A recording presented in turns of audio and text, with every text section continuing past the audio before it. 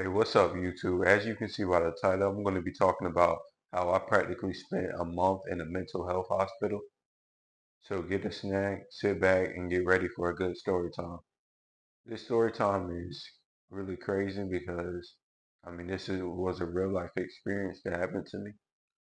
I want to talk about how mental health is a serious topic that not many people talk about, and you need to really manage your mental health because anybody could get into the same situation that I got in.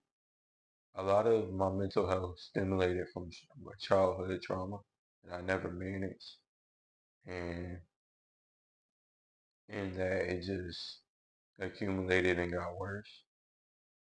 But yeah, I ended up getting in a bad mental place, like the beginning of my junior year spring semester of college, and throughout that whole semester, I pretty much ended up in a bad mental space. So I was doing anything to fill that void when I should have been seeking God. For the most part, I would be reading books to gain knowledge, and specifically, a lot of books I would read was books on power. And one of the books that I did read was The 48 Laws of Power. I recommend no one to read that book. That book is satanic. That book will have you in a mental health hospital. That book is satanic, and the only book you need to read is the Bible. That's a book of all the knowledge and power. You don't need to go and read anything else besides that. But yeah, I was reading a lot of books on psychology too, and all of those are satanic. All of those trying to study human nature and understand human nature and gain power over human beings is all demonic. But yeah, I was reading those type of books when I really shouldn't have. I should have been. The Holy Spirit really told me that I shouldn't be reading books like that. But I didn't listen to the Holy Spirit. And I took it on upon my own will and decided to continue reading books like that. And that's where it brought me. It brought me to a bad place. It brought me to an even worse mental place. Me trying to fill that void, which, like I said, I should have been trying to fill that void, reading the Bible and really becoming closer with God. But I didn't. But I'm really trying to help somebody else out too by sharing this testimony.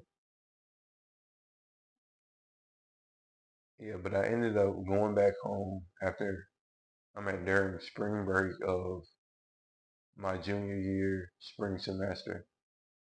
And really when I got home, all I would do was pretty much read books on psychology. I was really trying to understand who was for me, who was against me. And I really thought a book could tell me that. And really God could tell me all of that. But I was trying to get it through a book, a human book, made by a human being. But yeah, I would continue reading those books.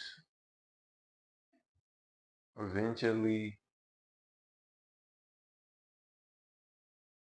reading those books, it brought me to a demonic mental state, and I was feeling like my mom was my enemy, and I was feeling like just completely lost. Like I was lost at that point. I felt like pretty much everything was backwards in my life. I felt like it was just pure corruption in my life. Eventually, I did end up taking my anger out on my mom, and even though it wasn't real anger, it was anger that I thought was real, but it wasn't. It was all manifested by the enemy, the devil. All because I was reading those books. I felt that my mom was truly the enemy, and she was really seeking power over me and a bunch of other stuff. But yeah, um, I ended up getting mad, doing a bunch of craziness. The next thing you know, I'm outside with no clothes on, and I'm pretty much running outside, um, saying weird things. I really believed that I was possessed at the time, and I was outside. Like I said, I was just sitting outside in no clothes, really just staring out into the space. I was seeing stuff. I was hearing a bunch of voices, and this was real, and it wasn't fun either. And eventually, I ran when my mom pulled up to the house because she was going to, she had left out while I was contemplating like how really of a messed up person she was while she had left. I had but yeah, after I pretty much walked towards her, I think I laid on the floor because she had grabbed me. I laid on the floor, and then next thing you know, she called, I think, the cops. And when she called the cops, I pretty much ran. I ran from her, and the cops eventually found me clothes in somebody else's neighborhood. They asked me, was I okay? I said, no, clearly not, because I was really terrified by my mom at the time. And I told them clearly not, like, I needed help, and I needed to get far from where I was. And they was like, they was like not taking my side the whole time. I thought they were absolutely crazy at the time. And eventually, they pretty much had me get in their car. Um, After asking me a couple questions, I guess they realized that I had something going on with me mentally. So they took me to the hospital. And when they took me to the hospital, I got there. I was saying like I should have been here. Like I had mental health issues and stuff. I should have been there, contradicting my statement. Me saying at first there was nothing wrong with me, and I just needed to get away from my mom. I eventually said like I had mental health issues. I should have been there, and this and that. And they took me in. I laid on the bed and stuff. Um, I think they ran some like tests. I spoke with somebody who will monitor or something. I still believe at the time my mom was the enemy. So anything they said, like trying to say that I had mental health issues going on, I was not going for. I was in denial of them. So yeah, I would continue getting up, going to the bathroom. I would hear a voice telling me like, "Get up, go to the bathroom." But basically to mess with like the cop, and mess with his head mentally. And yeah, that was a demonic voice. I believe after reading those books, I had a demonic voice speaking to me on a consistent basis. Um, and yeah, I would get up, go to the bathroom, meaning that there was a cop outside monitoring me from the hospital bed. Um, and eventually I was getting like hostile. I was getting really hostile, and the cop eventually put a handcuff on me and handcuffed me to the bed and one arm. I really believe that they were at the time they were gonna wipe my memory and really have me go back to my mom handicap. That's what I believed in my head at the time. It was a voice speaking to me telling me they were gonna wipe my brain or end up taking my life. And my mom was not gonna do anything about it because I had figured out that she was evil. That's crazy how like demonic spirits can really mess with your head and really have you believe and perceive things that are totally not true. But yeah, at the time I believed that she was evil. I believed that they were eventually gonna kill me. I had a wristband over my arm and the arm that I was handcuffed. So I really thought that like I was identified and they were about to change my name and everything to something else. Either wipe my memory and change my name and have me um, live a different life, or either they were about to take my life.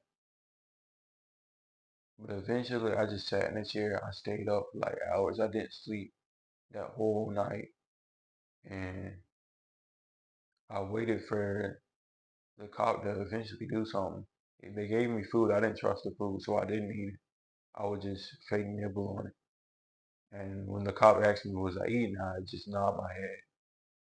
I would try and fake dumb. I did whatever I could so they released me out the handcuffs because I really wanted to get out and I didn't understand at the time why I was in the hospital. I wasn't in a mental health hospital yet, but I was in a hospital. And when I was in a hospital, they I guess they were trying to figure out what was going on. Eventually, they transported me to the mental health hospital. I guess because I was showing signs of um, mental health issues. So they had transported me there. I thought I was going to church. I thought the cop had told me I was going to church. But he actually said I was going to a mental health hospital. I was tired at the time, so I guess I hadn't uh, processed what the guy had said. But I got took into a mental health hospital from there. I was paranoid at the time because I had never been to a mental health hospital. I didn't understand what was going on. I thought I was being taken to death row or something. It was a bunch of armed cops sitting outside the building. I mean, sitting outside the building, so I was very paranoid at the time. And also, it was a facility that had locked doors. I was getting offered food off rip. I just thought something wasn't right. And the facility's look was not inviting at all. So I was, like I said, I was paranoid. I thought I was really about to die in that building. Um, Eventually, I did calm down after having an episode and pulling on the doors trying to escape. I did eventually calm down for a little. I ate the food that they had provided me. But then afterwards, they were taking me to uh, another unit. At the time, I had no idea where I was going, but they were taking me to another unit. I went to another unit, and basically, I thought the people there in that unit were slow. So I thought my memory again was about to be wiped. And I was being offered food again, and I thought eventually the food was gonna make me um, slow or something, like the other people that I thought in the unit were, but they weren't. They were just calm, and I wasn't. That was the difference between me and them. They were calm, and I wasn't. I was anxious. But they were telling me to take medication and stuff. That I would eventually get medication, and I wasn't going for it. So eventually, I jumped over their counter, and from there, they ran a code, yelling code green over the intercom, and I was then tranquilized. I thought at the time they injected me with something like some death needle because of what I had done, but they didn't. I was just so paranoid and anxious at the time. No matter how much the mental health facility did for me, like provide me with new clothes, hygiene materials, and food, I just never felt I could never felt I never felt like I could trust them. So I would act out in my behavior. I'd try and do whatever I could to prevent um, the people to come, the doctors and stuff to come near me, the people working there to interact with me. I do whatever I could in my power to stop them from interacting with me and stuff. So eventually I would just get transferred around from different unit to different units because my behavior was so bad. They would give me different injections, medications and stuff, all because I wasn't acting right. But after being transferred from unit to unit, I got transferred to this one last unit, and the people there seemed like they were really struggling with their mental health the most, and I could tell. I then started to self-reflect. I think it was I struggling with mental health myself. I started reading the Bible more and becoming closer to God in that mental health hospital. Keep in mind, I was never allowed to have my phone. I was on a strict schedule. It was pretty much prison, but with a little bit of perks because I had some of my rights, but for the most part, it was prison. I was allowed to go outside at dedicated times, but again, it was pretty much prison. Um, but yeah, I ended up getting really close with God. So I ended up trusting no matter what they told me, no matter what injection they stuck in me, no matter how many times they took my blood, no matter how many times they took finger prick tests, I trusted God throughout the process that He would let no harm come to me. So eventually I did end up trusting the doctors there and stuff. And from there, they eventually released me within a couple of days of being in that unit. And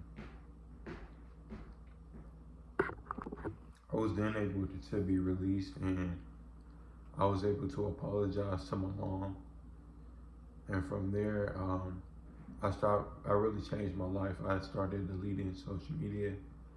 For real, I started protecting my soul, protecting my ears, and protecting my eyes more. Making sure that I watch what I pour into my soul. And so, yeah, I apologize to my mom. I was deeply sorry that I allowed my mental to be compromised. I hope this message serves a purpose for y'all, and y'all understand that not everything is to be watched, not everything is to be listened to, and not everything should be poured into your soul. And I hope you understand that. And if you did, like and subscribe. Thanks. I'm out.